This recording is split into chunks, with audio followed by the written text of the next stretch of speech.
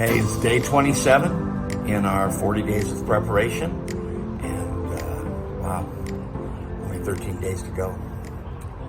And I have to say, I had the most awesome time at church this weekend. You know, we really need that in our life, don't we? We just really need that time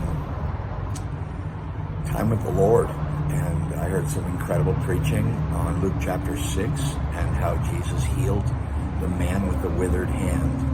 And the pastor said we all have withered hands. And hold up your withered hand. What is withered in you that Jesus wants to touch and heal? Man, it was a powerful message. And I came back for another message on Sunday night from the book of Daniel about the nearness of the Lord's return. And man, my eyes filled with tears, and life is so short. What really matters. And I just gave a little word of praise for the impact of these days of preparation on my soul. Prepare the way of the Lord. It's not about me. It's not about you. It's about Him and His access to our lives and His desire to optimize the gifts He's given us and the place He's planted us and the needs around us. These are the things that are on God's heart today. His eyes are upon you, and He wants to optimize you and use the gifts that He's given you and to meet the needs of the people around you in the place where He's planted you.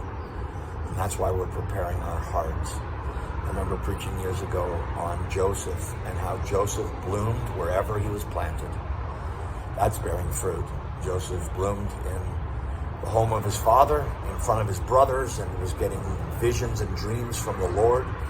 And Joseph bloomed in Potiphar's house in Egypt. And how can I do this great evil and wickedness against God? Joseph bloomed in the prison as he became an outstanding spokesman for the Lord and interpreted dreams. Joseph bloomed in the place of elevation as number 2 over all of Egypt in God's time, which happened in a moment. He was down and out and in prison, and he was remembered and elevated, and God used him. How incredible. Things are not always as they appear to be. And Joseph was blooming again when his family came, and he was revealed to them as their long-lost brother. How they must have trembled in fear. And yet he said, not from bitterness, but from a heart that was tended by the Holy Spirit. You meant it for evil, but God meant it for good. God's always at work, and we're preparing our hearts to be more fully part of that. Comfort my people, declares the Lord. Speak tenderly to Jerusalem and cry to her that her warfare is ended, that her iniquity is pardoned, that she has received from the Lord double for all her sins. A voice crying in the wilderness, prepare the way of the Lord.